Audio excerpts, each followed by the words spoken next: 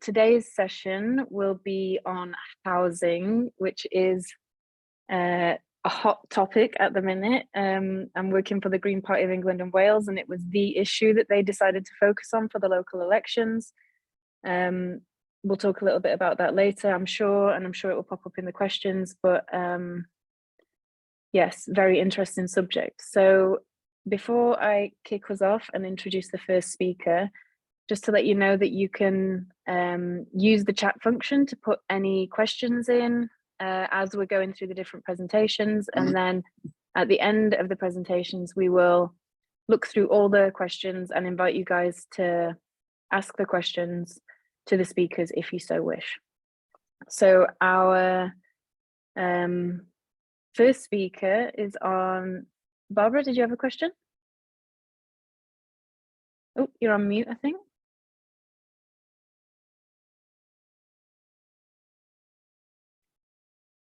Jenny, sometimes we're asked to put our names into the chat for the record. Do you want us to do that?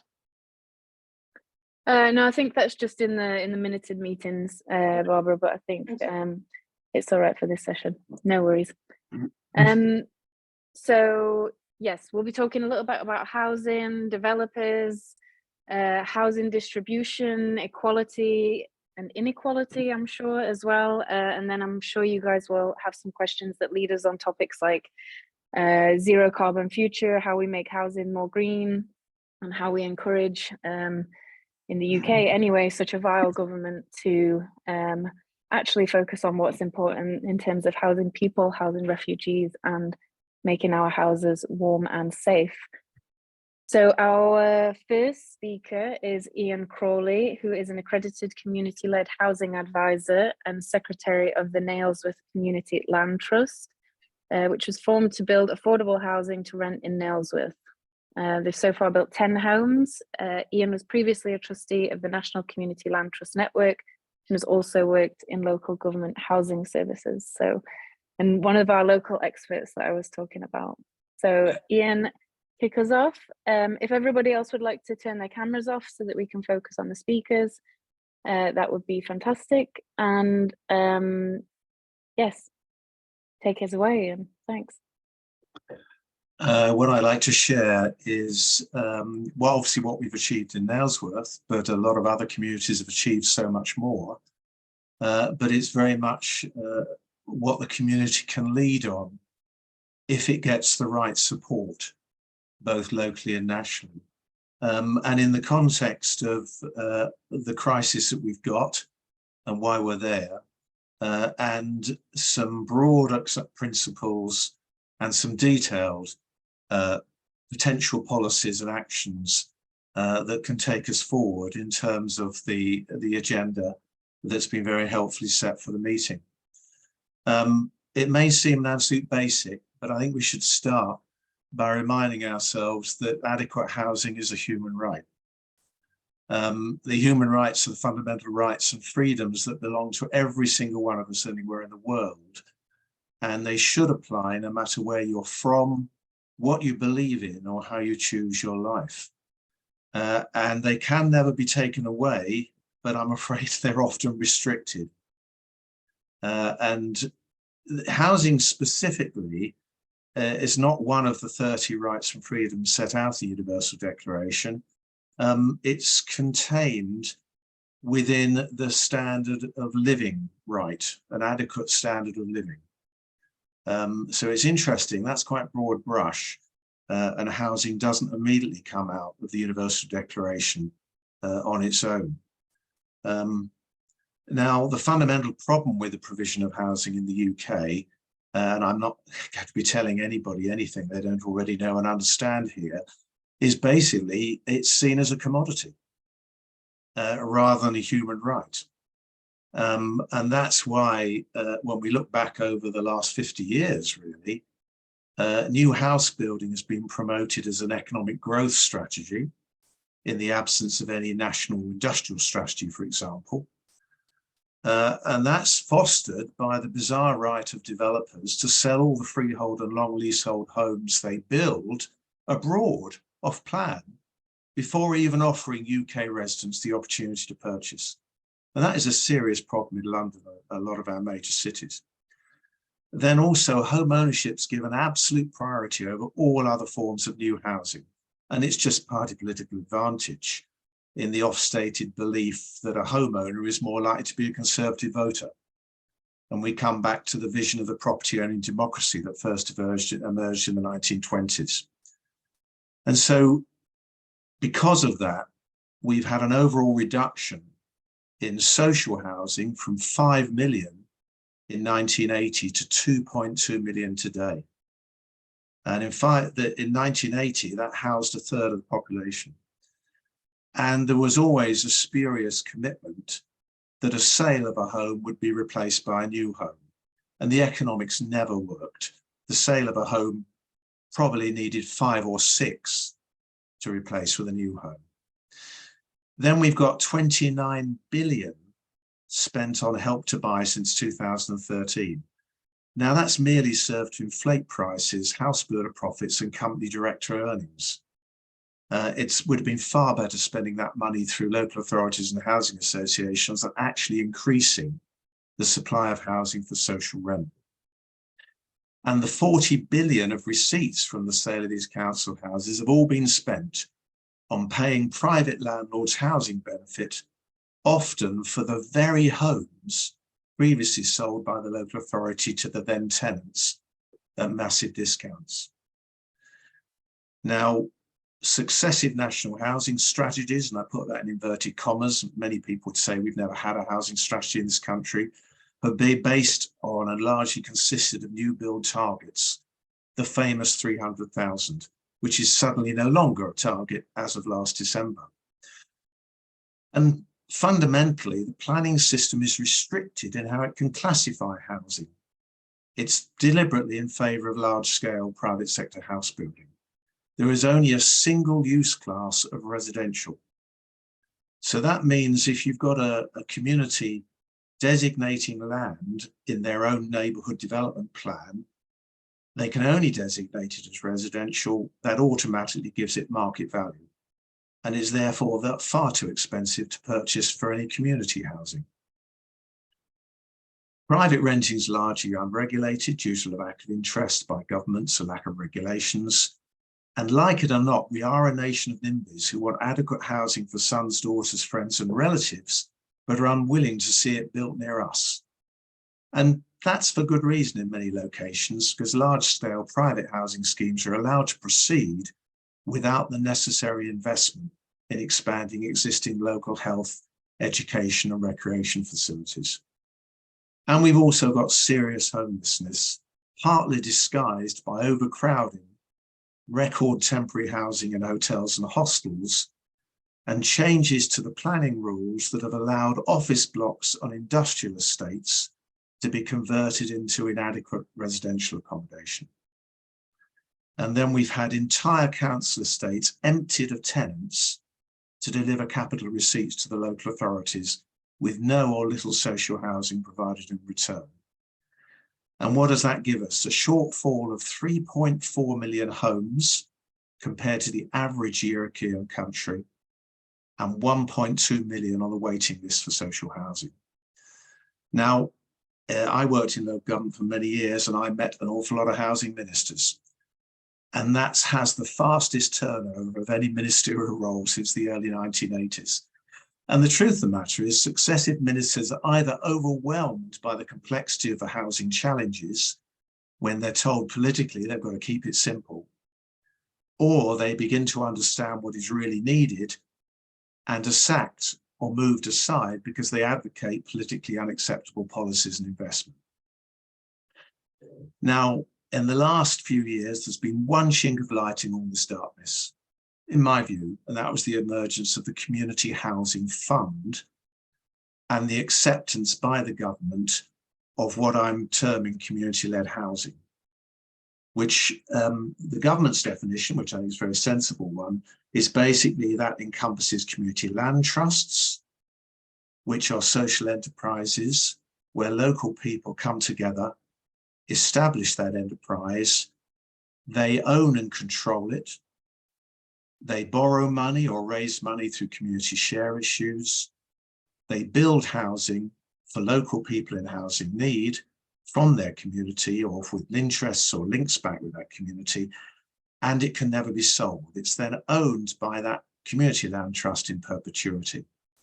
And some community land trusts may also provide land for co-op development, for co-housing, or land for local people to build their own homes, self-build, or custom build, where there could be a builder doing the outside structure, and then people with friends, relatives, neighbours fit it out themselves.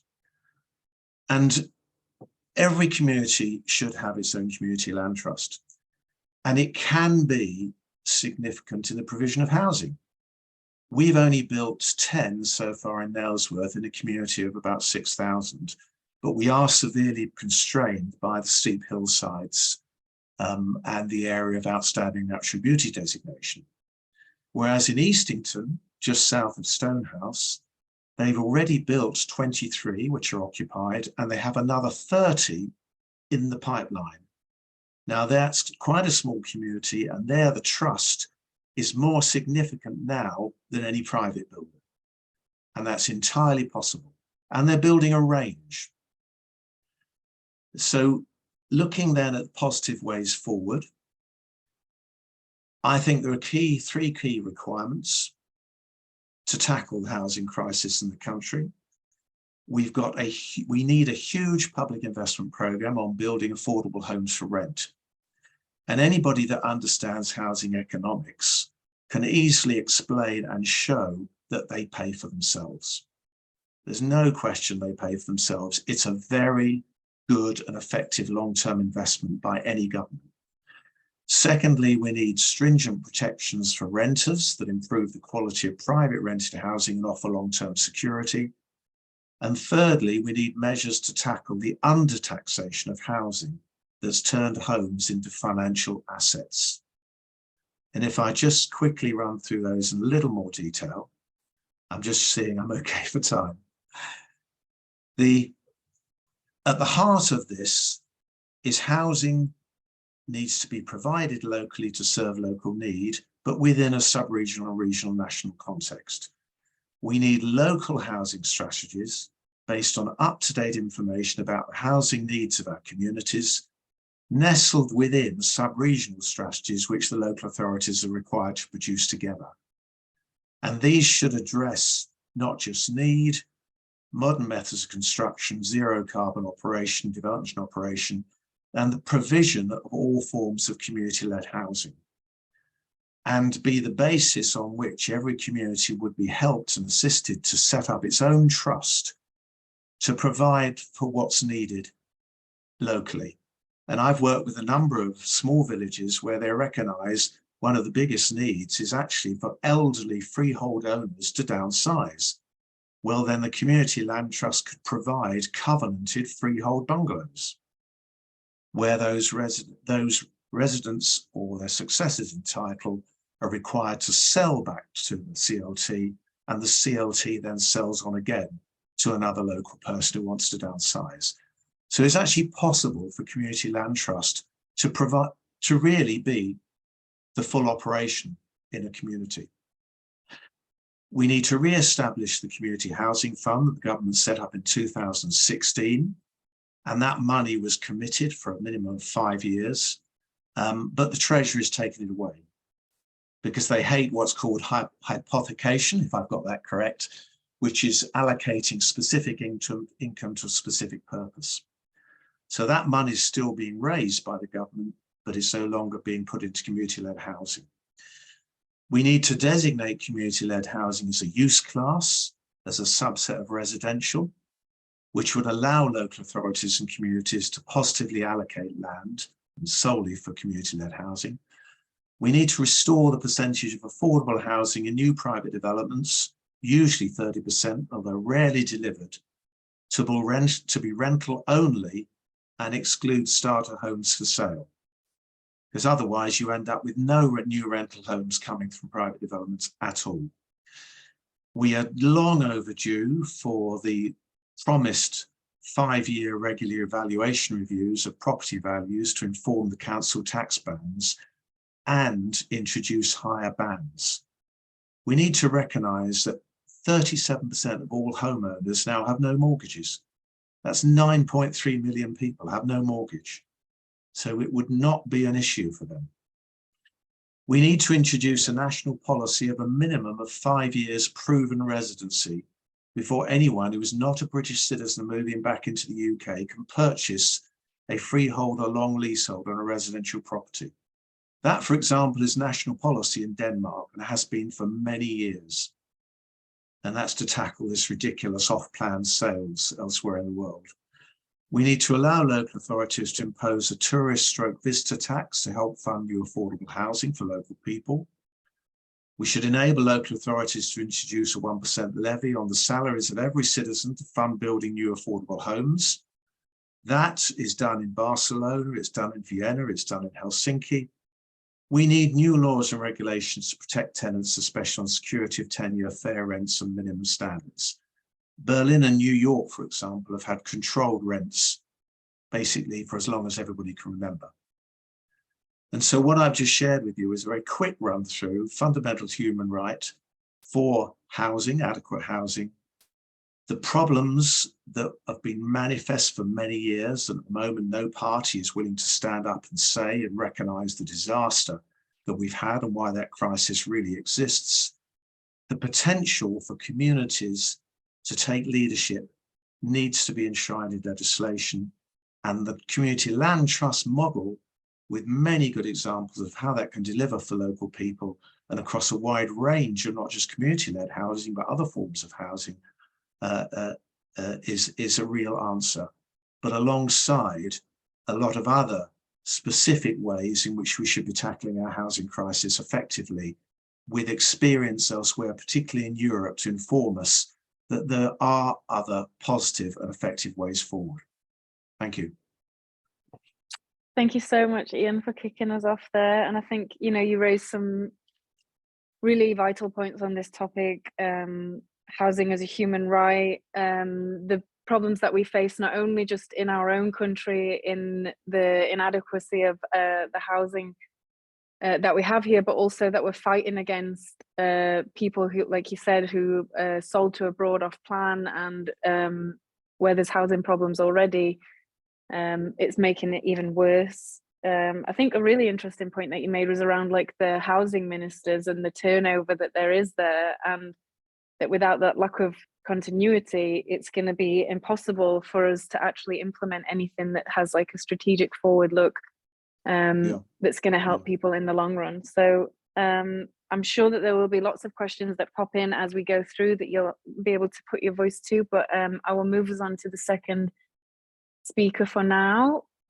So I have Dave Darby and Dill Green, who will be talking about housing commons. They are both members of lowimpact.org co-op.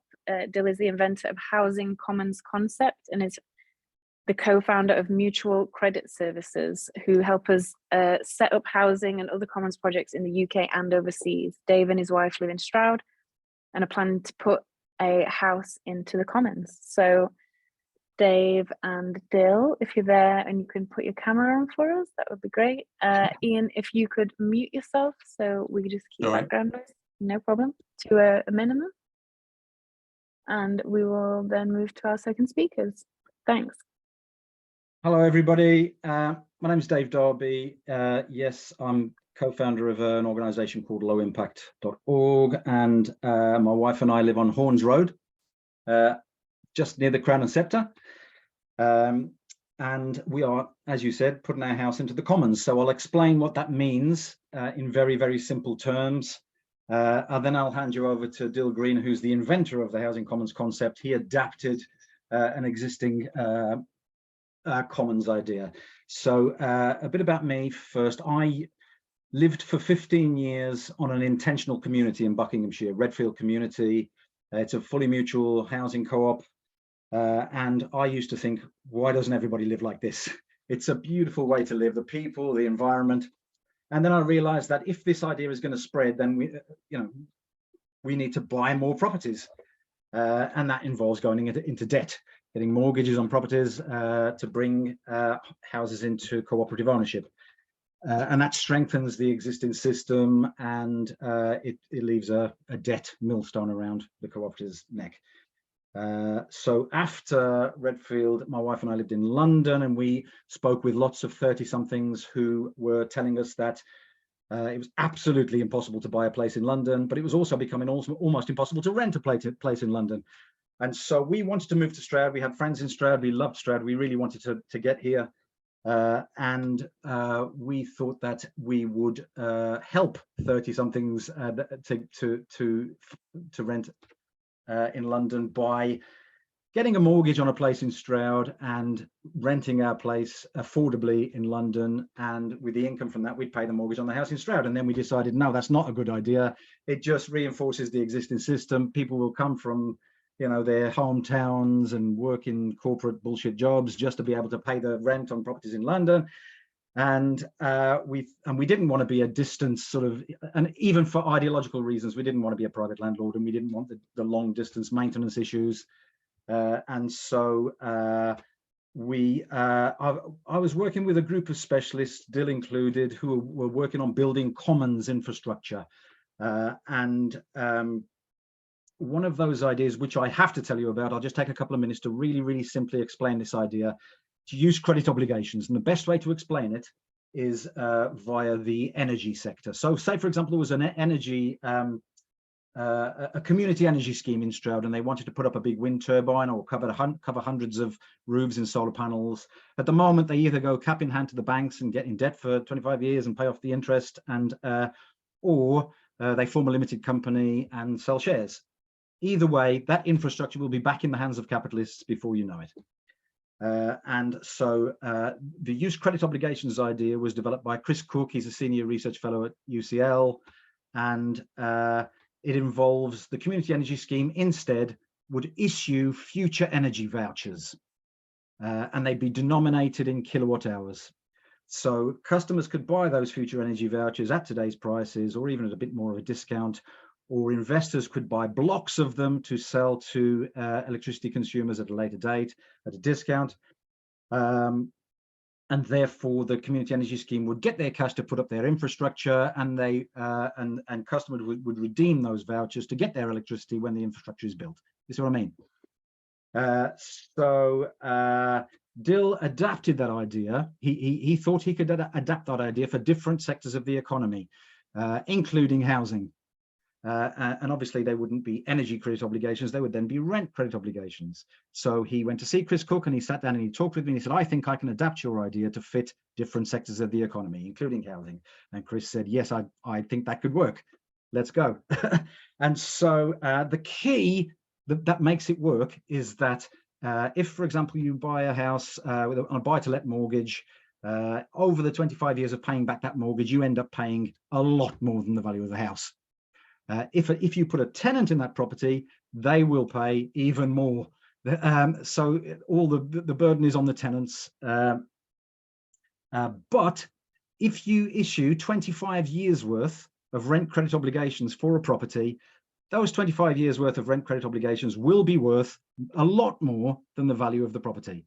And investors will see that because they are canny, and investors can buy blocks of them and then drip feed them to tenants as time goes on. Do you see what I mean? So that's what we're hoping to do. So now we've sold the house in London, and sad and crazy but true, we've managed to buy 2 houses in Stroud, and we're living in one of them, and we're going to put the other one into the Commons.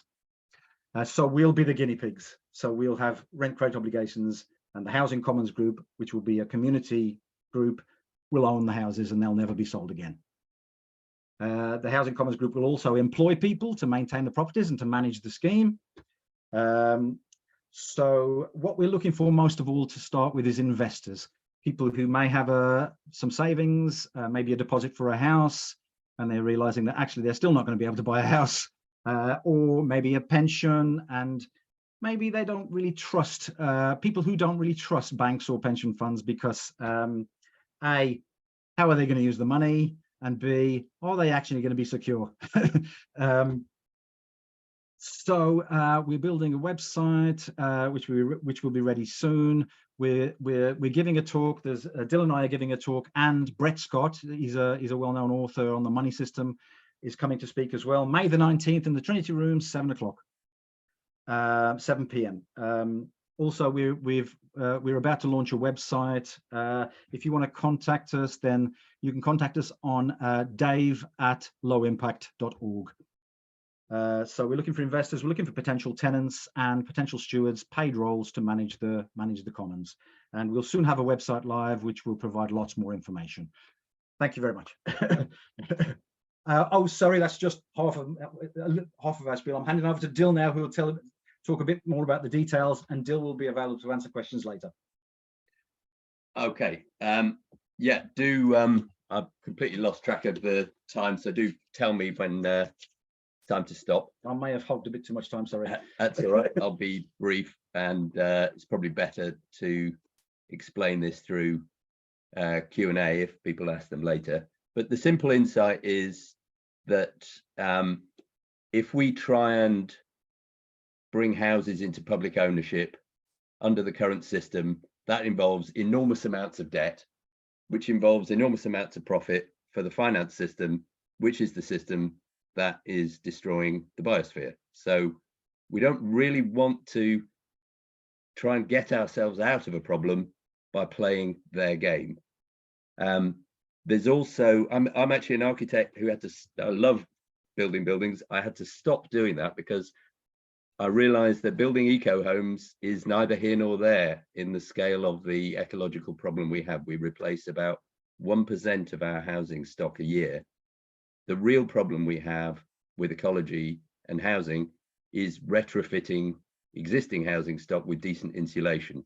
Actually, much as I love building buildings, we should probably have an embargo on building buildings for the next 20 years because the amount of CO2 that is produced by concrete and steel, we cannot afford that at the moment.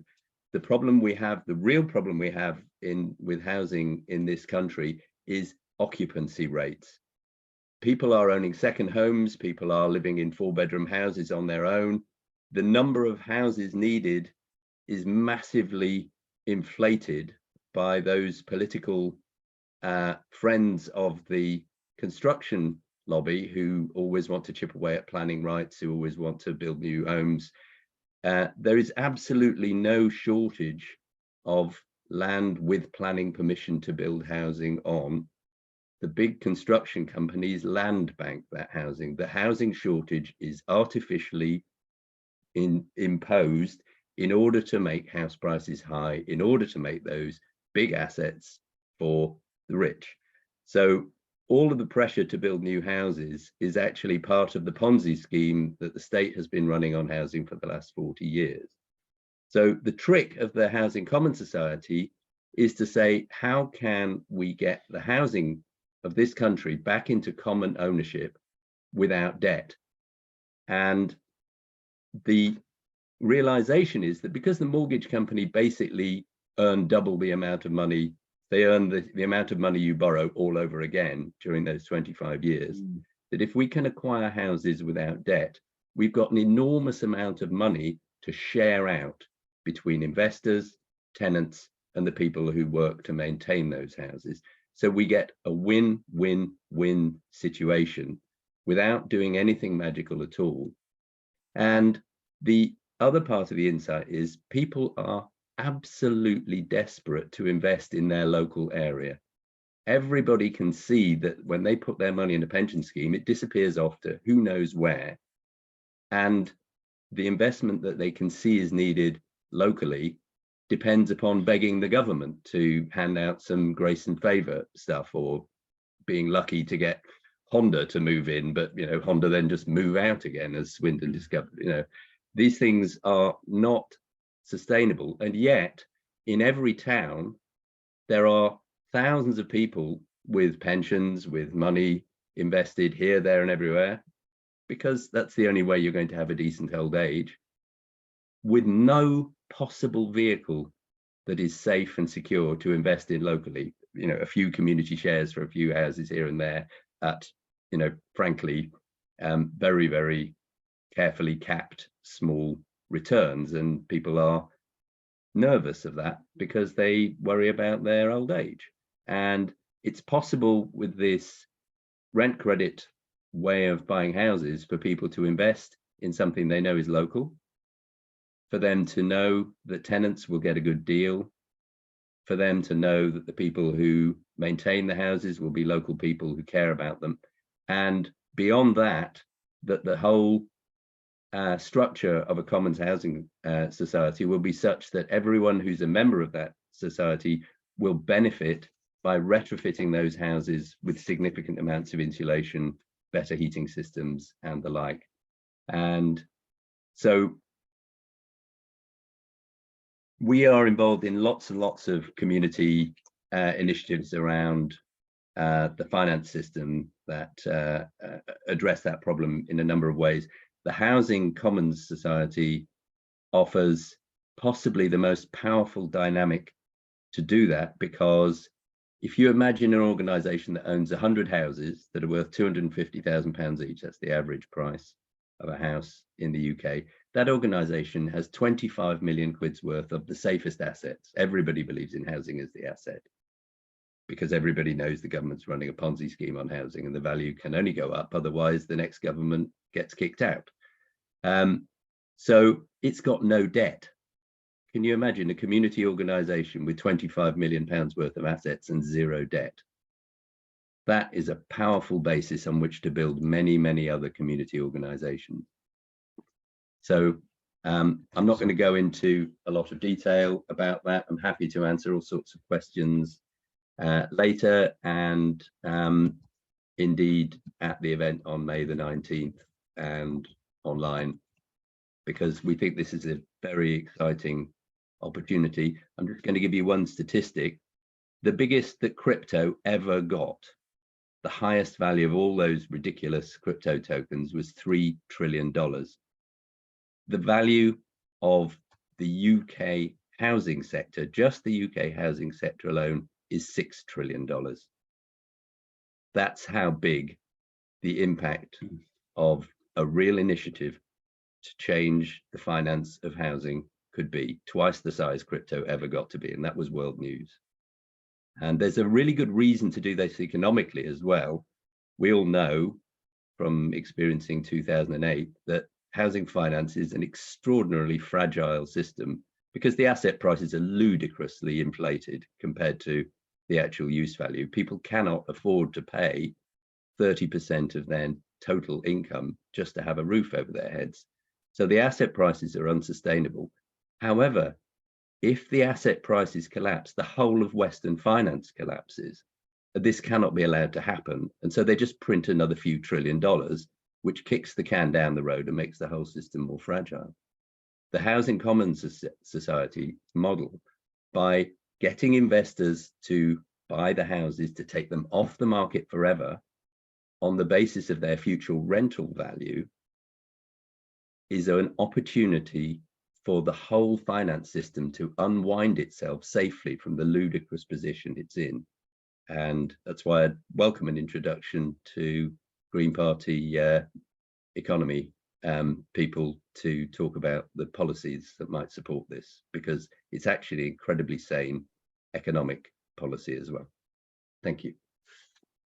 Thank you so much, Dave and Dill. And I don't know if Molly's on the line, but I know she's one of our wonderful green economists who's spokesperson for this, for the Green Party. But that was really interesting. I find, you know, housing cooperatives, a lot of our friends at our age now are looking at housing cooperatives, looking at eco villages, looking at shared buying of houses. So I think that, you know, that's the way that it's going for a lot of people who are priced out of the housing market as it stands at the minute. So it's a really interesting way of looking at it. You know, what you were saying about, like, you don't want to feed the beast, which I think is exactly what a lot of us end up doing, because these are the systems that we're faced with. And even if we don't believe in it, or we're against it, or whatever it might be, if you want a house over your head, or if you want you know, whatever it might be that you're looking to buy, you're sort of forced into these ways of working. So it's really good to have this alternative view on it, and hopefully, like you say, have a basis to build like better communities and stronger communities and wealthier communities, not only like monetarily, but also like in terms of, you know, connection and things like that. So really appreciate you joining us, and like I say, the questions will start coming in, I'm sure, and it would be great to get you guys back at the end of this session for the Q&A part. Okay, fantastic. So on to our next speaker. We've got Ivar. I should have asked you how to pronounce your surname. Diekerhoff? Diekerhoff. Sorry, Yeah. Diekerhoff. Pretty Okay. close. Thank you. Is a specialist in urban renewable, property development, co-housing, building innovation and affordable housing. He believes cities should be revitalized in social, physical, and economical terms. And he's going to be speaking to us about WikiHouse modular building. Welcome to the Cloud Cafe. Thanks. Thank you very much. Thank you very much for the invitation. And thank you very much for the other speakers and their input, which is very interesting. I'm going to talk a bit about WikiHouse, but let me introduce myself a bit before I do that. I'm Dutch, live in Stroud for about 3 years now.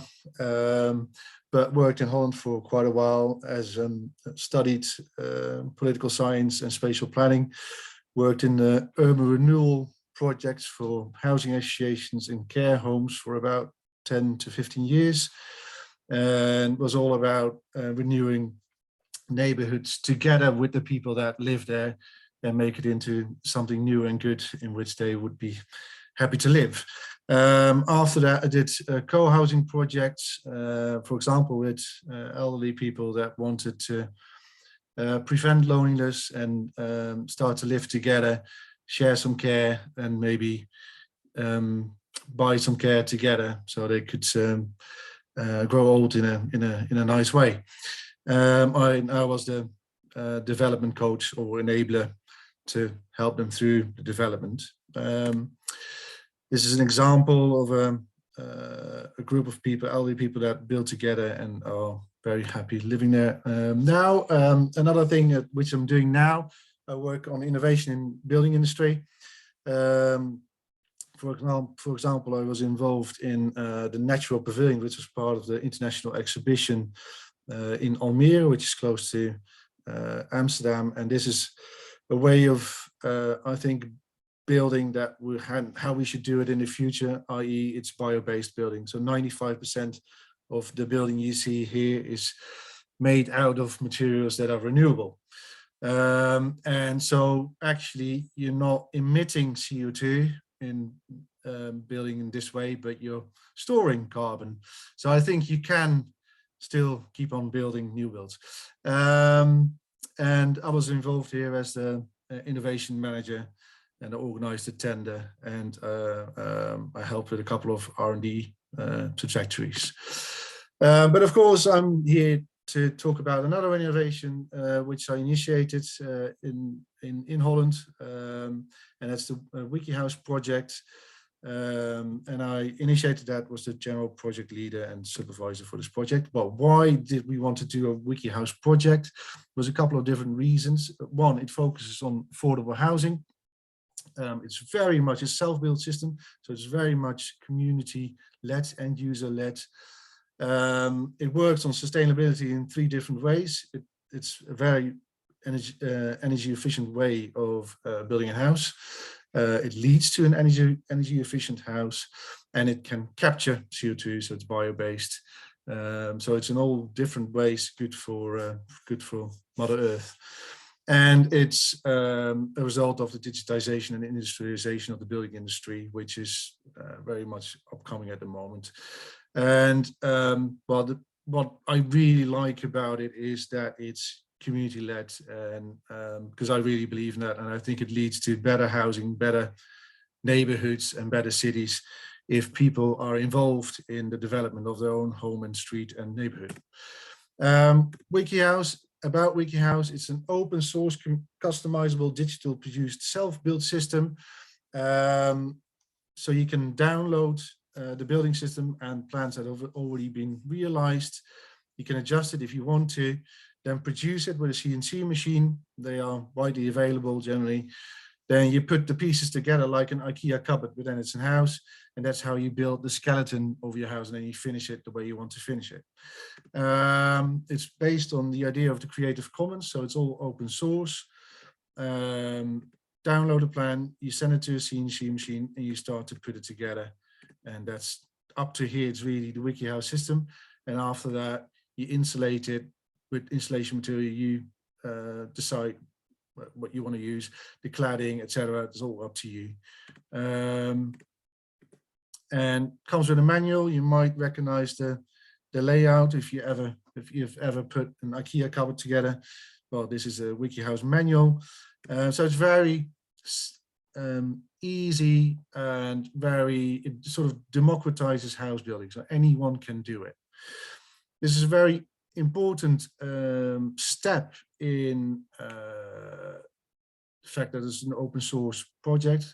The moment you have finished your project, it's expected from you that you give back your data, your designs, your experience to the Creative Commons, so that someone else can use that experience again.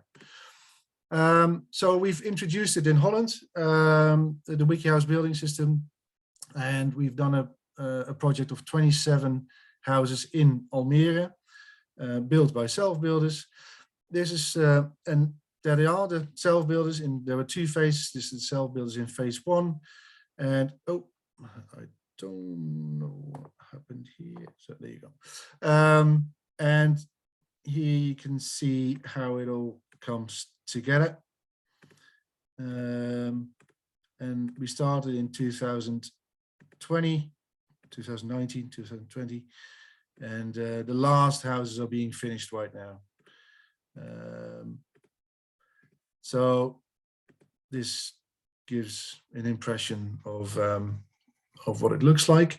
Like I said, 27 houses in total in 2 phases, 16 built by future owners. So they financed their house, the land, the development costs, and their house with a mortgage.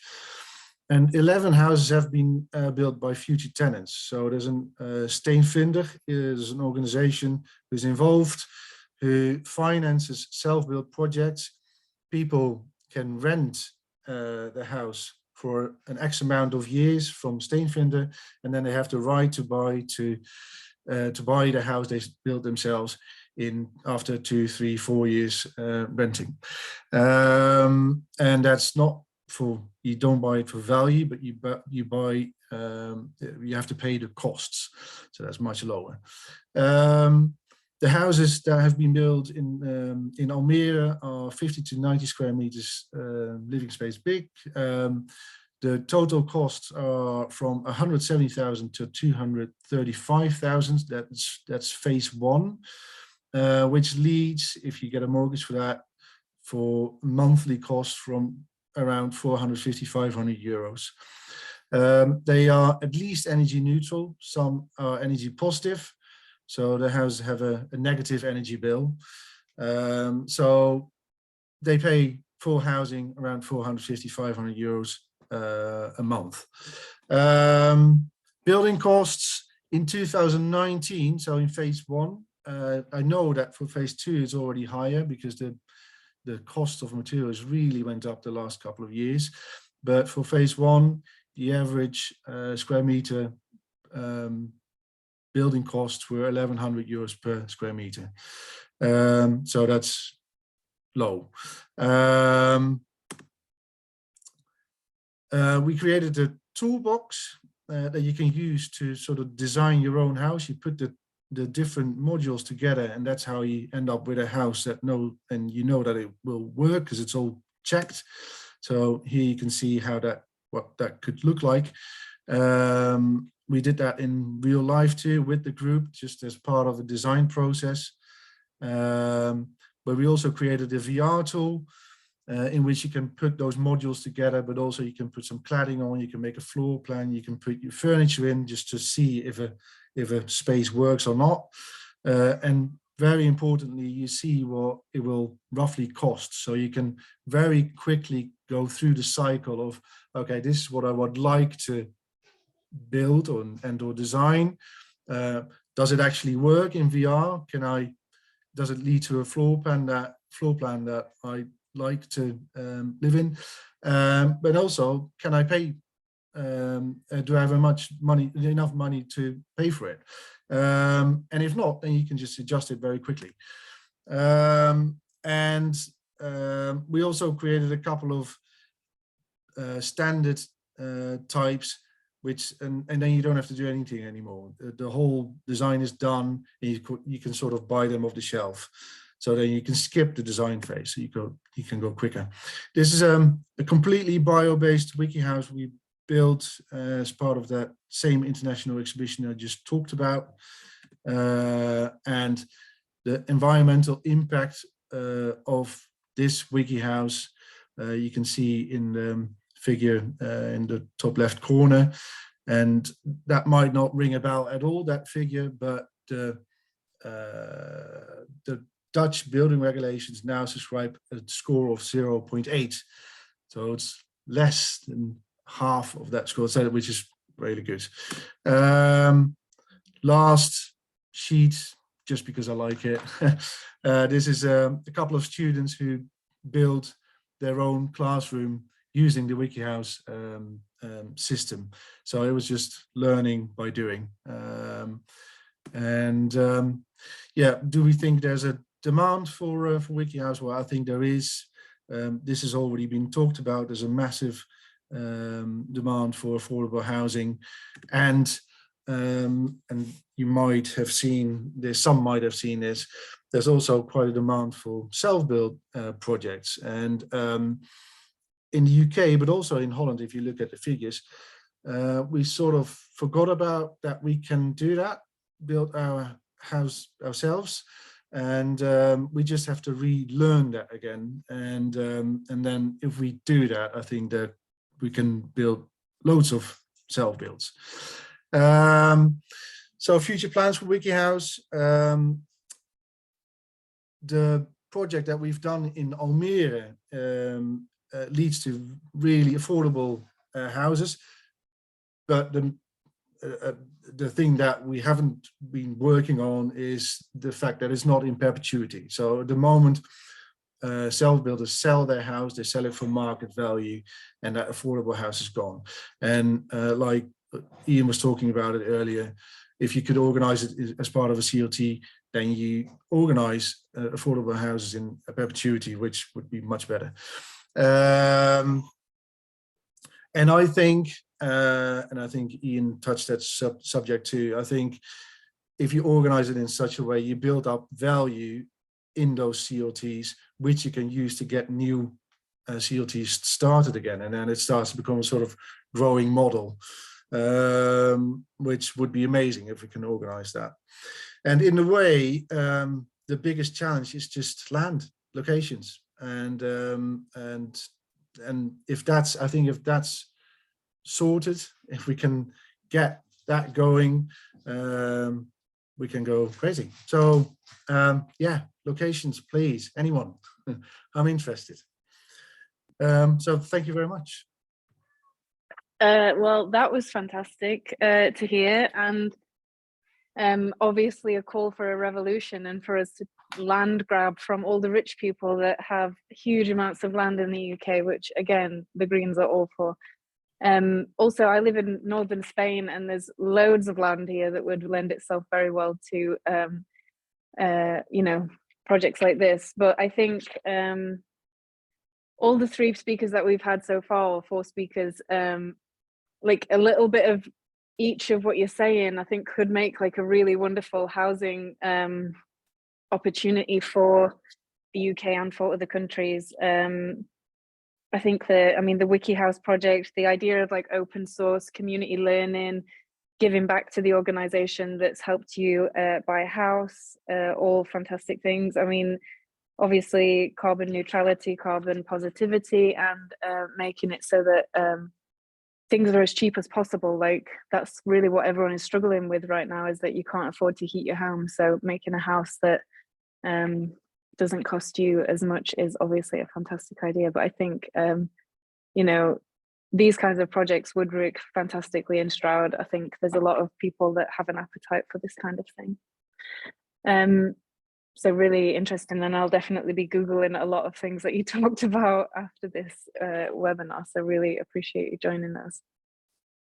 Okay, we're moving on to our final two speakers, and then we will move to questions. So we have Laurie Frank, who is on the National Co-Housing Board, and Bert Zipperer, who will represent the Co-Housing Association of the United States. They'll speak about co-housing communities. These are collaborative neighborhoods that combine private homes with shared indoor and outdoor spaces. I think that, you know, Ivar touched on that with like the older people who are buying together, and I think that this will expand on that as well. But it's not just older people. A lot of younger people are looking into co-housing, eco-villages, and a whole host of solutions to the housing crisis that we face. So Laurie and Bert, I don't know who's going first. I'm going to go first. Thank you so much. You know, thanks for having us today to talk about co-housing and its connection as a more healthy and sensible way to live together. As we've already heard, it's about accessibility to quality housing. And then there's a question of what do we do when we start living together? And co-housing is one of those options. And yes, I do ask myself now and then, why doesn't everyone live like this?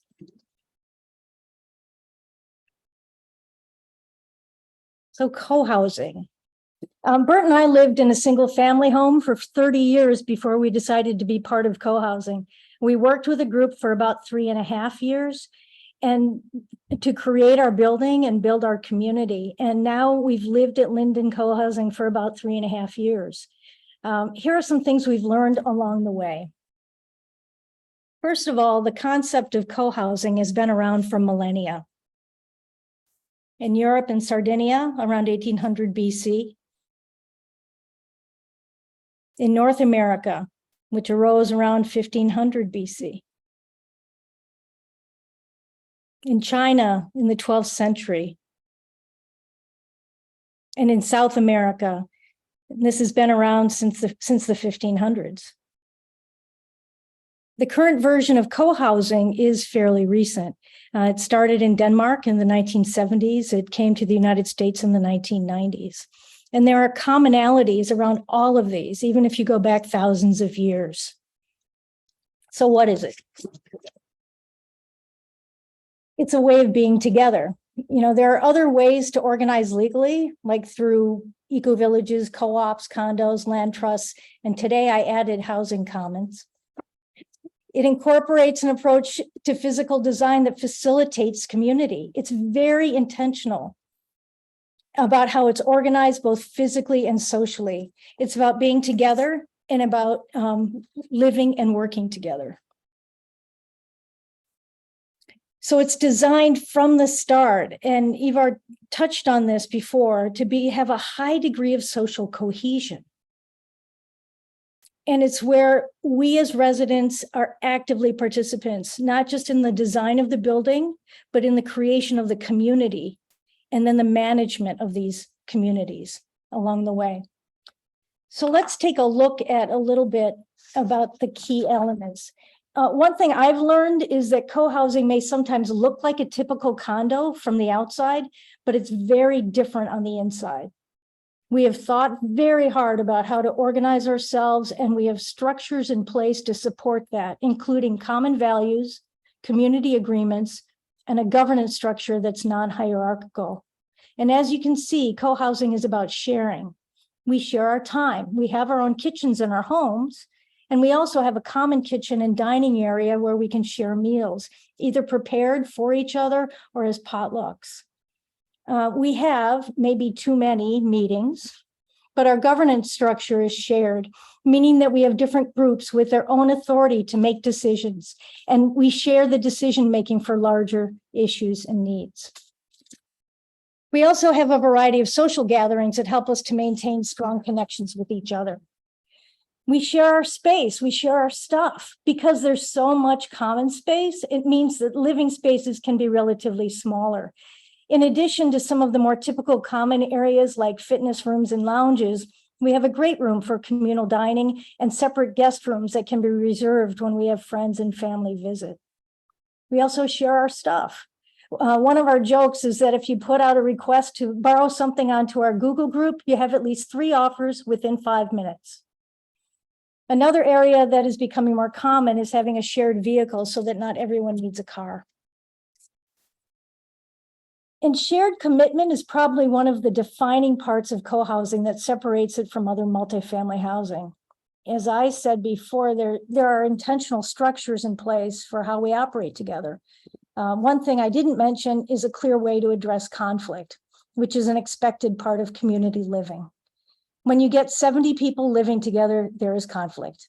We've devised a process here called 3MC, Making, Minding, and Mending Community. It's based on building relationships, having facilitators available to support people through a conflict if necessary, and focusing on restoring and mending relationships rather than making a conflict go away.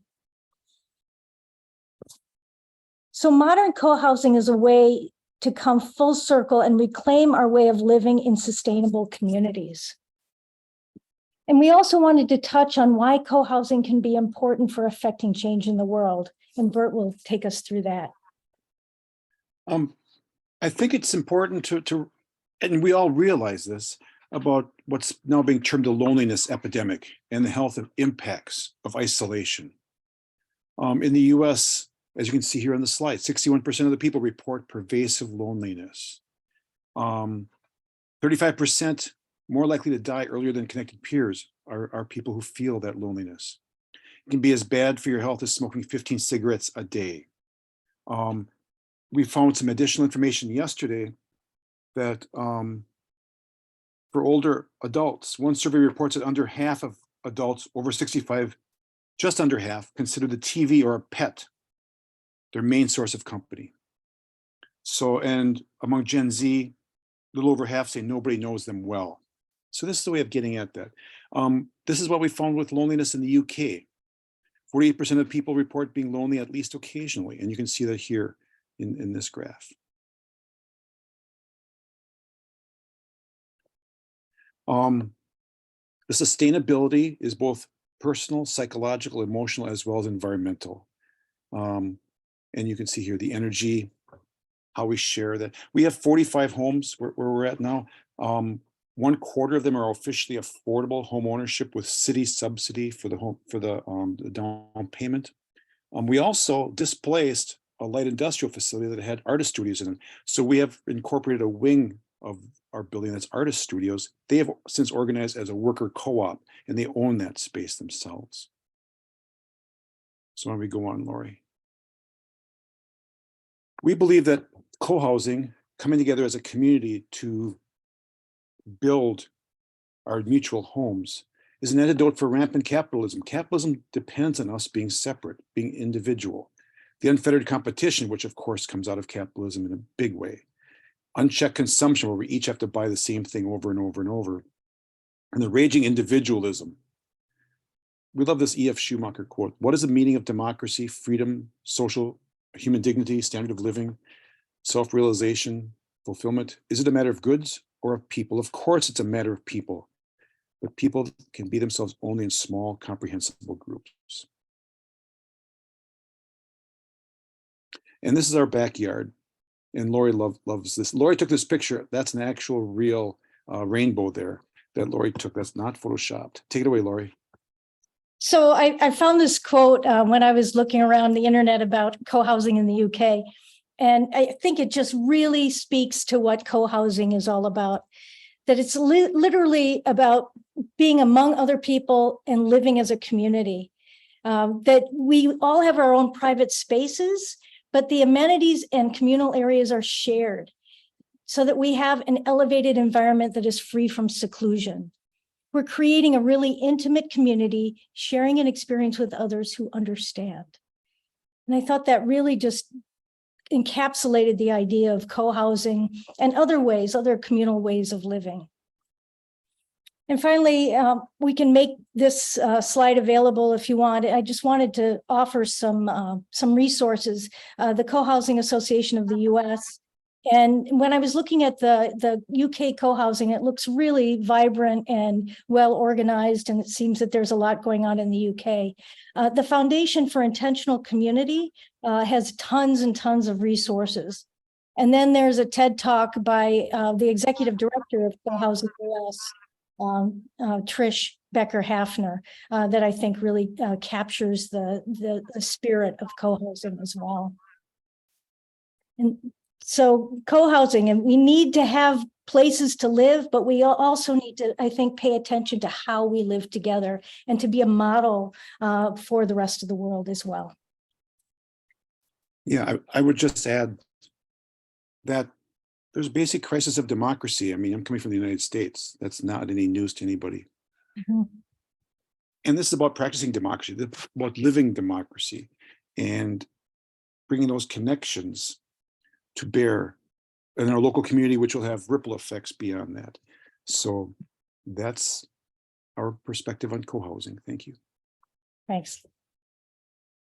Fantastic. Thank you, Laurie Amber. I think it's, you know, ended us on like a really positive outlook of what co-housing can bring to people and what's sort of different parts of the community and how they can benefit from it. I mean, there was a picture there within the photos that you shared of growing food. And I think that, you know, food autonomy is like becoming a local food, and like being a part of that process yourself as well is like becoming more of a conversation now again. And my partner and I, we've got a garden, we're trying to grow some food, and I'm like, almost he needs to give up work to be able to manage that by himself.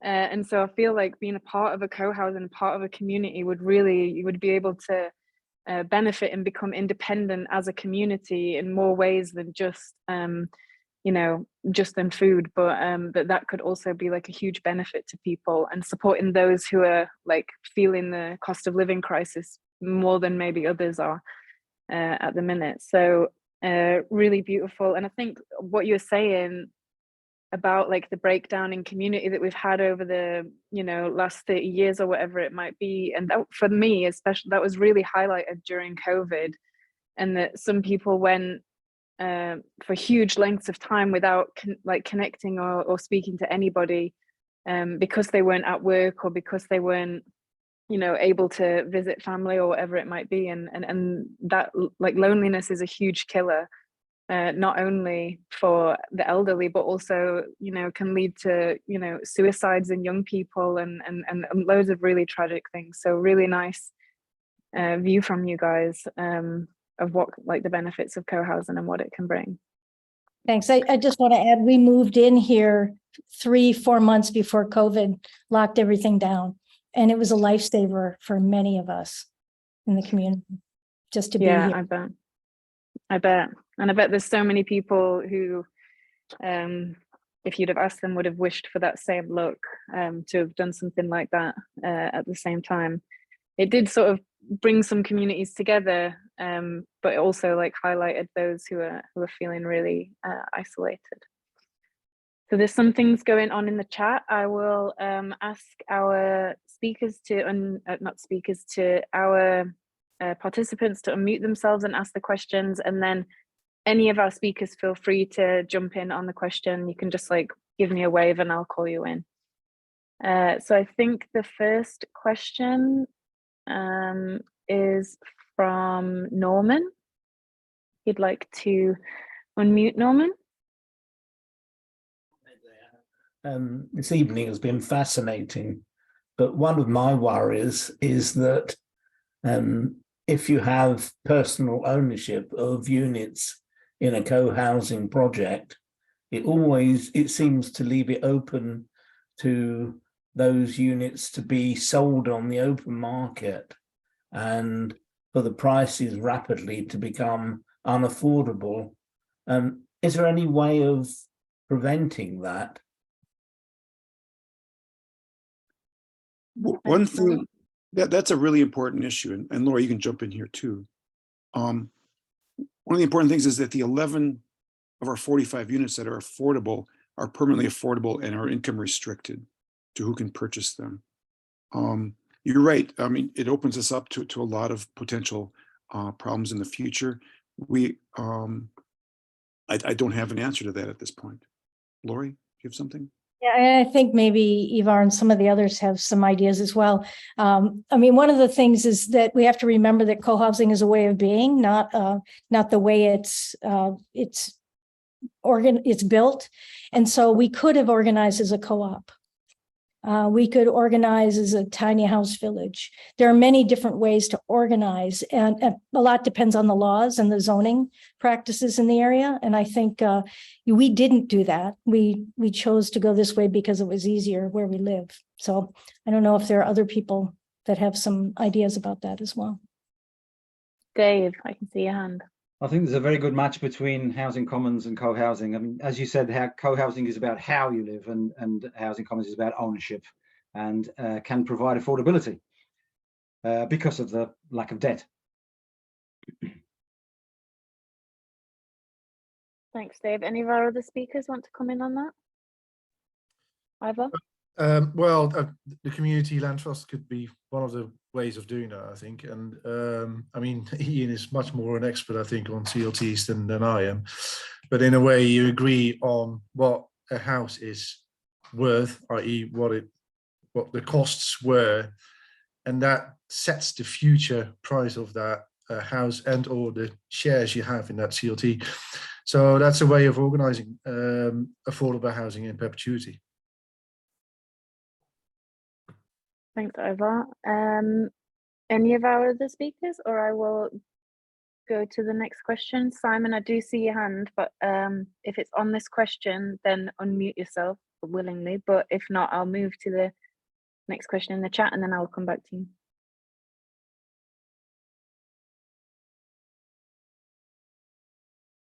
Okay. Okay. Thank you for your question, Norman. And yes, it seems as though the community land trust way of doing things is a way of protecting prices from spiraling out of control, because as you say, they can quite easily do that. So I think the next question is from Bear Stroud. Bear, if you want to unmute yourself.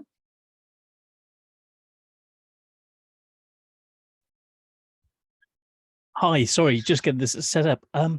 Yes, I was wondering about. Oh, you've muted. Sorry. Sorry about that. No problem. I've studied the Bourneville situation as part of my my degree studies, being a surveyor, and the way they did it is run by a corporation for their local community and people who worked for them. But if we roll that out as the community for the community, so the people who live there don't own it, but it's all the community together. So it all rolls in, but with a firm base for the initial foundation financially, and then it just grows, as opposed to being a corporation which is run for profit, that is run for the local community. That's just based on what was set up by the Bourneville family, or the family that set up the chocolate factories and that sort of thing. Just an idea. So that's it. Yes. Thank you. Yes, I've heard about the Bourneville family. We actually have a friend of ours who works for them. They do lots of interesting projects there. Again, just give me a wave, speakers, if you want to come in on anything or comment. If not, I will move to the next question, which is Andy Williams. I can see you're already prepped, ready to go, Andy, if you want to unmute yourself.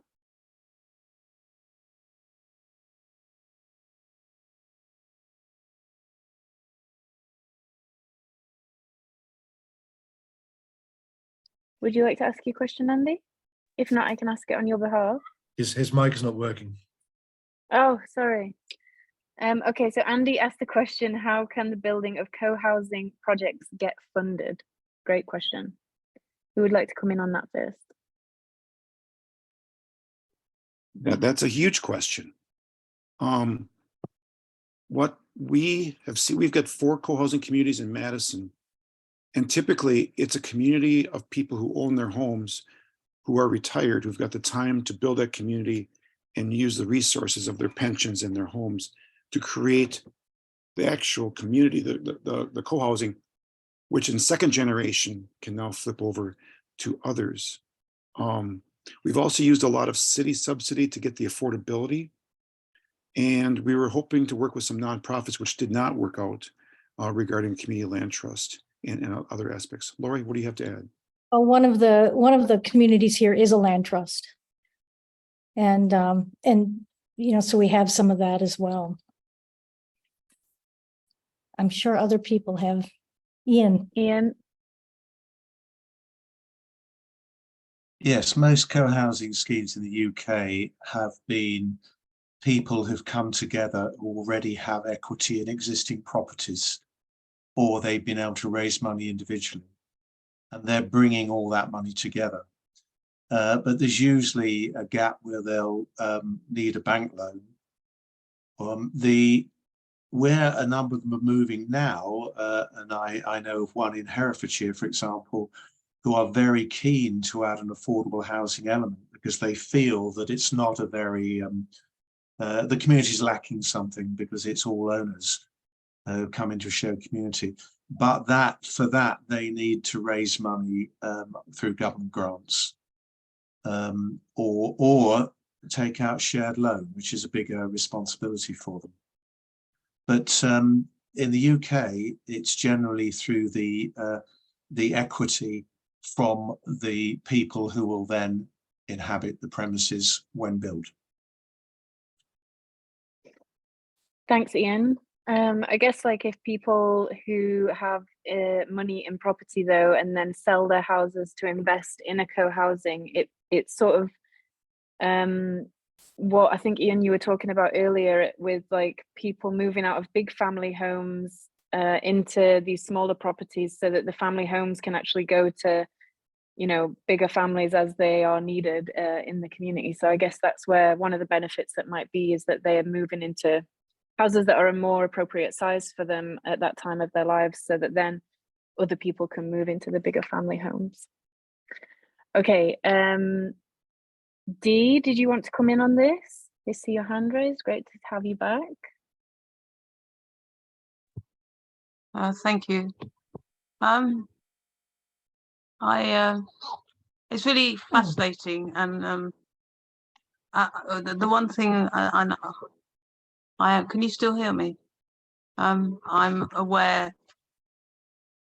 But we're talking about affordable housing rather than social housing, and the history in this country, certainly most probably from about the 50s onwards, 40s, 50s onwards, is that our system was always built on local authority, council, whatever housing, where you could interchange, you know, as your family grew, you could exchange into larger properties, and then as they got smaller, you kind of came down, was able to stay in the community. So I'm most of this is about buying, and that I found quite interesting. And I'd also like to ask some questions in terms of Ivar. I know a little bit about housing in Holland, and unless things have changed, and I accept I haven't had much contact for the last 10 years, but again, in Holland, a lot of the housing was through housing, what we would call housing associations here.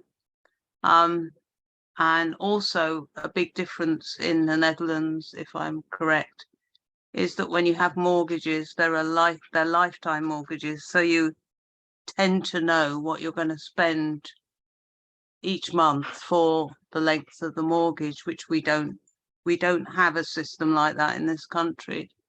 So I wanted to know in terms of the Netherlands, the scheme that you're putting forward, has that had an impact on what I would call your social housing? Has it made the social housing and the association smaller? Well, I mean, the project that we've done, of course, is very small, 27 houses that we've built. But tendency has been for the last decades that we had about 1/3 of the housing stock was social housing in Holland. That's becoming less. So we're sort of following the UK and American model probably. So it came down a bit. And what we're trying to do with this project is that you still get the same amount of costs per month that you have for your housing, but it does lead to ownership in the end, and which has its pros too. So in a way, it's sort of the Wiki House project has led to sort of social housing. If you look at the amounts that people have to pay per month, it's actually less than you pay in social housing, and also it ends up with you owning the place in the end. So it could be, I don't think we should replace the social housing that we have in Holland. It should stay as it is now, the amount, or maybe go up a bit, but it is another way of organizing very affordable housing. Yes, Ian, sorry. Does that answer your question?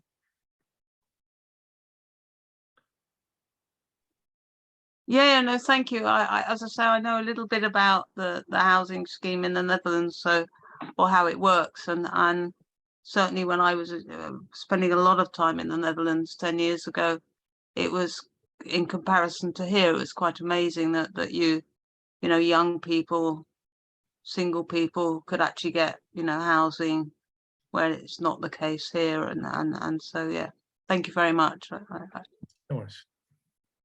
Thank you, Ivar and Dee. So we'll go to Ian first, and then we'll go to Dave and Dill.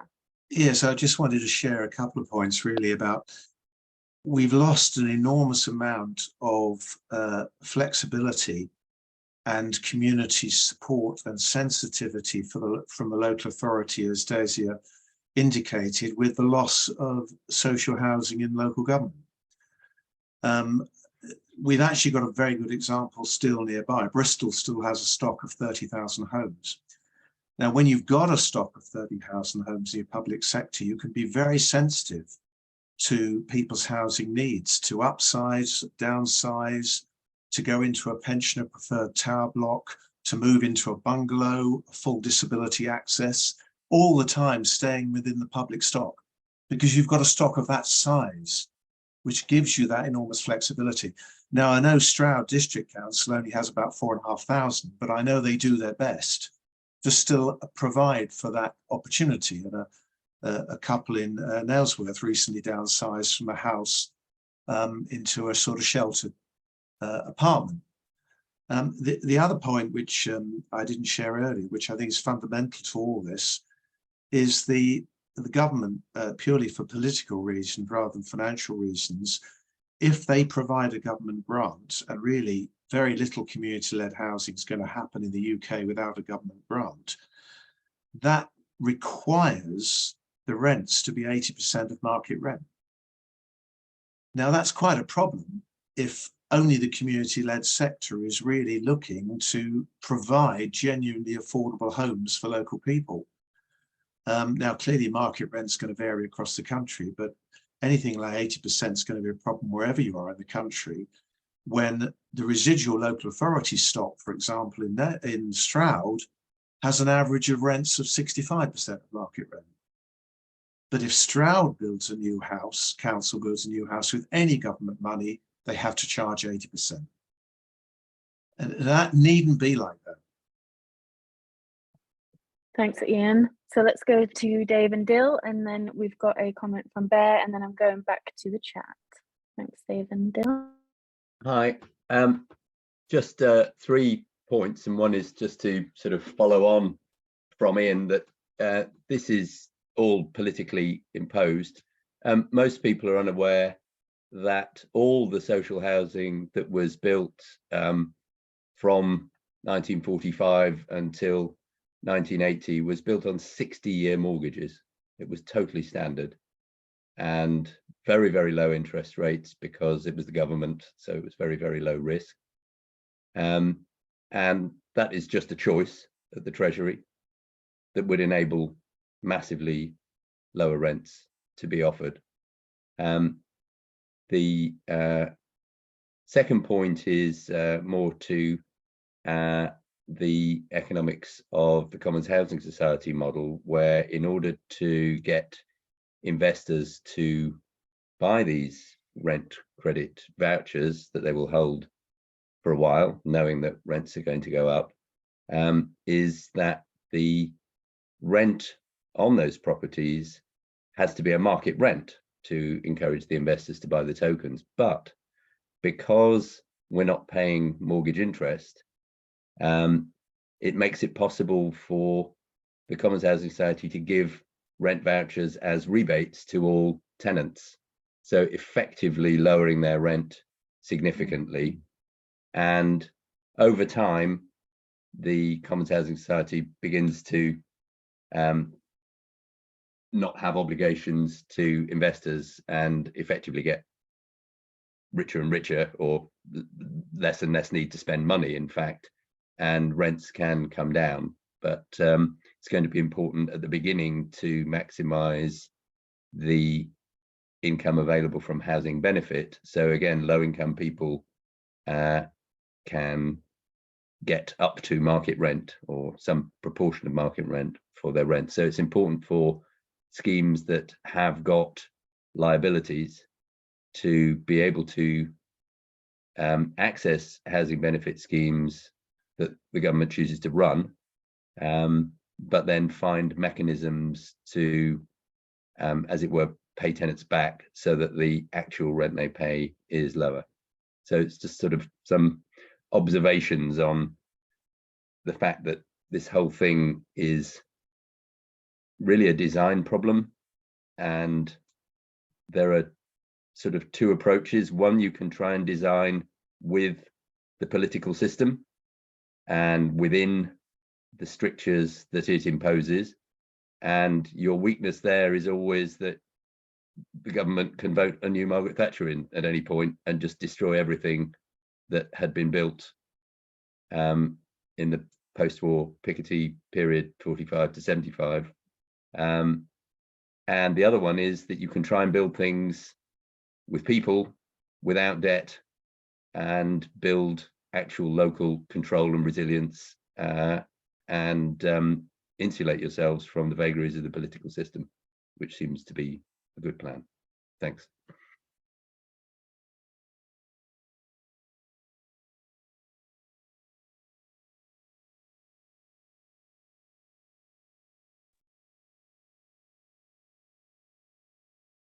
You're muted, Jenny. God, I haven't done that in a while. Okay. Brilliant. So thanks, Martin. So we'll go to Bear quickly on this, and then I will revisit the chat. Thank you. Just a quick thought, knowing the banking system, that if they can do the leverage for every pound that they get in, they can lend out 10. Thinking laterally about it, if that was used and the money came in that with the rents coming in to pay 1 to 3% per annum, or working on that side, but with the money, the times 10 multiplier going in to buy the bricks and mortar and the land of the properties, and have it as a community bank with this leverage, and then the value of the property coming back, and have some financial model that could be worked using that premises, the premise of the multiplier of what the banks can actually use for every pound they have coming in, as a new model for doing things for a community with their community bank, and with this additional multiplier of the financing.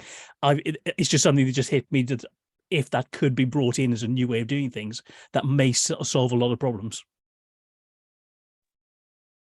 Thanks for your comment. I don't know if any of our speakers want to come back on that. It's finance is not my bag, I'm not going to lie. So, but thank you very much for your comment, Bear. We really appreciate it. And nice to have you back again. So I will move over to the chat, and our next question comes from Martin Whiteside. Thanks, Jenny, and thanks to the fantastic speakers. It's lovely to have Lynn's friends from Madison to tell us a bit about what's happening in the States. That's really great. And Eva, it's great to hear from you again. And I hope you find a site, we could get you a site in Stroud that you can demonstrate the wiki house, would be really wonderful. I mean, it just would be such a good opportunity to break new ground in Stroud. So let's try and do that. The question now, what I find so fascinating is the way, you know, we've had the speakers on the sort of financial issue, the way both the method of construction that could be so much better than we're doing at the moment, which can also include the community participation in the construction, and then thinking about the way of living that we can build communities by building in the right way. And it just seems a no-brainer to try and put all of these together to get a better system. And we've just got such an awful system at the moment in this country. And I just wondered if any of the speakers have any inspire us in the last minutes about how to put this all together to get these win-win-wins together to make things better, because our housing system is totally broken, and particularly for the young people coming through, it just doesn't provide a stable future for anybody. Thanks, Martin. Great question. Who would like to go in first? Laurie, I see you've beaten everybody else to the buzzer, so you can start as well. Well, I think Bert may be saying the same thing. First of all, I think what we're doing right now is one way to do this. You know, it's about organizing. It's about not waiting for others in the government to do what we believe and know is the right thing to do. And so getting together with others and organizing and doing that. The other thing is I noticed that a quote that I have on the bottom of my email was put out with this notice that from Ruha Benjamin, which is for those who want to construct a different social reality, one grounded in justice and joy. We can't only critique the world as it is, we have to build the world as it should be to make justice irresistible. And, you know, there's just so much going on. One of the things that, for me to get on my soapbox about this is that so much of what we do is separated from each other. We tend to reinvent the wheel over and over and over again. So for me to find Co-housing UK, and I didn't even know they existed, and I'm with Coho US, we have to connect. We have to get together more than just in our own regions, but what we're doing right now, for example, and really co-housing itself is taking off. It's taking off all over the world. And as co-ops have been around forever, and you know, all of this has been around forever, and we're just saying, hey, it works, let's do it. And again, why aren't we all living like this? It's such a great question. And Yeah, I would just add real quickly, I think this goes to the Greens and progressive forces both in England as well as here at the local level. I was on the city council here in Madison back in the 90s, and a variety of people have followed me and worked in the community. A critical mass of people, not a majority, but a critical mass of people to create the Affordable Housing Trust Fund for the city of Madison, to create certain vehicles to allow certain things to happen and to keep pushing them. And I think that at the local level, it's really important to demonstrate what is possible and to work for that in some fashion. Thanks, Bert. Does any of our other speakers want to come in? Oh, Dave, I see you're unmuted, or Dill. Would you like to come in on this? Oh, you just unmuted from before. Okay, I've got one more question from Tom. Oh, yeah, Ian? Oh, Ivar. Oh, sorry, everybody's on. Yeah, well, Ivar, you first, and then Ian. To come back to Martin's question, I would love to do a co-housing project using the WikiHouse building system, which is a community building system, organized in a CLT and financed with community money that comes from the area, the city, village, wherever it is. And you can bring all of that together, I think, which can lead to an amazing project in which you really empower the community and the end user. And you go alongside all the systems that we sometimes not really like. So I think there's a way, and then I'll come back to how I ended. You do need land. and that's just a very big hurdle. So yeah, but that could be a community effort too, I'm sure. Just to come back to Martin's point, which is absolutely fundamental, it's always about the money, but it's who has the money, how it's spent, and in the context of national policy. As long as we continue to have national governments whose only policy for the economic future of the country is building new housing, new private, essentially private housing for sale, then it's a disaster. It's an absolute disaster. And so we need to completely reconfigure the way we see how we want government to work, in whose interests and on what basis. Because the model we've had for the last 40 years, which is essentially the only economic policy is new private sector housing, and everything that goes with it is the driver. We keep thinking it can't be sustainable, it shouldn't be sustainable, but governments are going to take the country down the pan because they continue to believe it's sustainable. And it's how we get that fundamental change in that thinking at national level that enables, within that new framework, much more powerful and enabled local authorities and local communities to do what they need to do for their own community.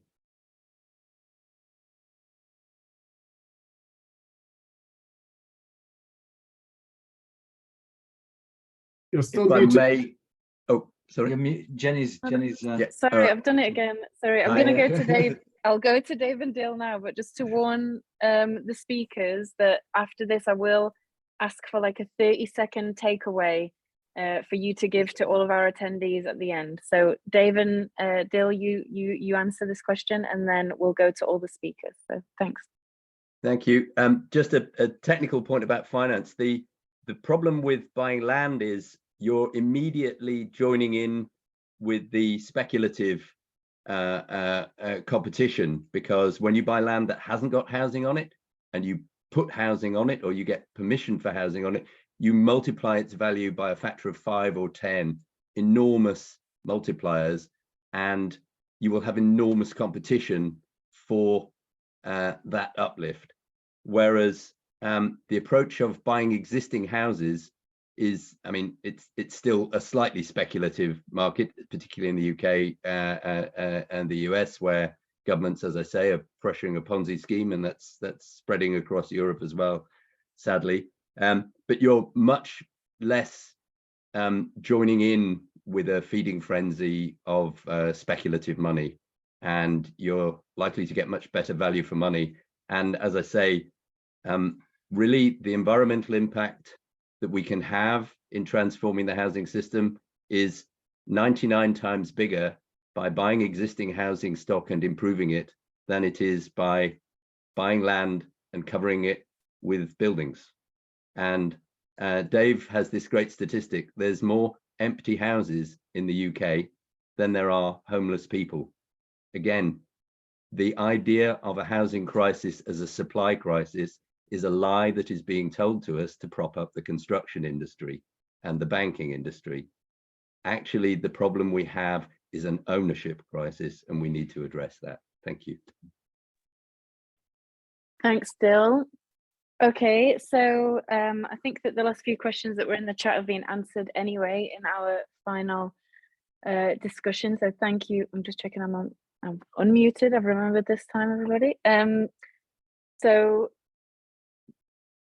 yes, like I said, at the end of the session, I like to go back to all the speakers and say, if you want the people in this meeting to take home one thing, to remember one thing about what you've said, what would it be? In about 30 seconds to a minute, that would be fantastic. And I will pick on Bert first because he's smiling so much. You know, I think it's how we come together. I think at the local level, coming together to organize, to create these options, the financial support, and how we come together with people to create those communities We've got friends who are very fond of saying eating meals together in the same room creates community. And I say, no, that creates a restaurant. You have to go deeper than that. You have to really engage with each other to make that community. And that's a conscious effort. Lori was really instrumental here. That's my message, is that the more we do that, we change the world from the bottom up. Thanks, Bert. Okay, let's go to Laurie now. Yes, and I see Lynn's comment about her takeaway propping up the building industry. And I think it's about finding each other and leveraging all of the creative ideas, processes, and energies that we can share. I wouldn't live in co-housing if I didn't believe in sharing. That I think we can figure this out. We can figure it out locally and also together internationally. Thanks, Laurie. Ivar? Yeah, thank you. Yeah, well, to add to that, I think all the ingredients to solve the crisis we have in housing they're already there. If it's about financing, if it's about organizing, if it's about building or whatever, it's all there. You just have to combine it in the right way. And that, like the other people just said, Laurie and Bed, you need to come together. You need to share that that knowledge, that experience, etc., to combine it in such a way that it leads to an absolutely amazing meal. And then you just have to do it to just create that example for the rest of the country or the rest of the world, to showcase that it can be done. So yeah, that's what I would like to add to this. Thank you. Ian, we'll go to you next. Well, the simplest way to sort all this is nationalise land and give the ownership of land to the communities collectively. That's a long way away or pie in the sky. What could be done tomorrow would transform the prospects for community leadership and housing in our communities is a simple change to planning's use classes order to create a subset of residential solely for community-led housing. That would overnight empower local authorities and communities to take responsibility for their own housing.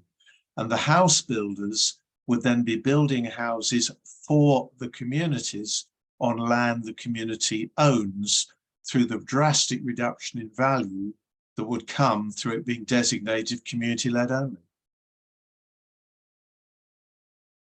Brilliant. There we go then. Okay, Dave and Dill, you're last. I just want to say thanks, everybody. It's been really interesting. It's a pity we're not all going to the pub because these conversations could go on for a long time. So you can contact me, Dave, at lowimpact.org, and we're going to have a website up soon, so I'll let you know when that's up. Also, if you're in Stroud on May the 19th, come along to the Trinity Rooms at 7 o'clock. We're talking about commoning not just housing, but all sectors of the economy, including money. We're talking about mutual credit. Thank you. Dill, did you want to have a final word? No, that was great. I think I've had enough words. Thanks, everyone. Great to be here. All right. Thank you. So as ever, you know, we're living through a cross-section of crises right now, whether it's housing, health, environmental, cost of living, and I think a lot of the solutions and things that we've spoken about tonight could be solutions to these crises and bring us together in a more meaningful way and make a future that is not better just for us, but for the future generations, which is obviously a big focus for the Greens. Let's empower our communities. Let's find solutions that work for everybody. I always say that I shouldn't say this, but vote Green, please. At a local level, at a national level. There's elections coming up in Stroud. If you're in Painswick, then get out there and talk to people and tell them about these solutions that, you know, the Green Party supports. If you can support us in any way, we would appreciate that. I think Lynn's put the link in the chat to donate. All the speakers give their time for free here. There's a lot of organizing that goes on in the background. I'm lucky I just turn up on the night and hope it's all right. But Elizabeth and everybody else who works so hard to get these fantastic speakers, not just from the UK, but from across the world. And we so appreciate all the hard work that goes into it and all the speakers that give their time to the Stroud Greens. Take a look at our YouTube channel. There's loads of stuff on there that talks about things like community land trust, that talks about shared ownership, that talks about, you know, changing the economy, changing the money system. We've had topics on everything that you can possibly imagine, and there's more to come. So thanks for staying a little bit longer tonight so that we could fit all of our speakers in and your fantastic questions. As always, we would love for you to turn your cameras on and give us a big smile. We've actually got a piece coming up soon in the Stroud Times that is being done by Sue Fenton, our press officer. So if everybody wants to give us a wave, that would be fantastic, and we can try and take a picture if my technology will permit it. Thank you very much, everybody, and yeah, just stay safe, stay involved, stay engaged, be part of the community, and thanks for having me as host as always, and we will see you at the next Cloud Cafe.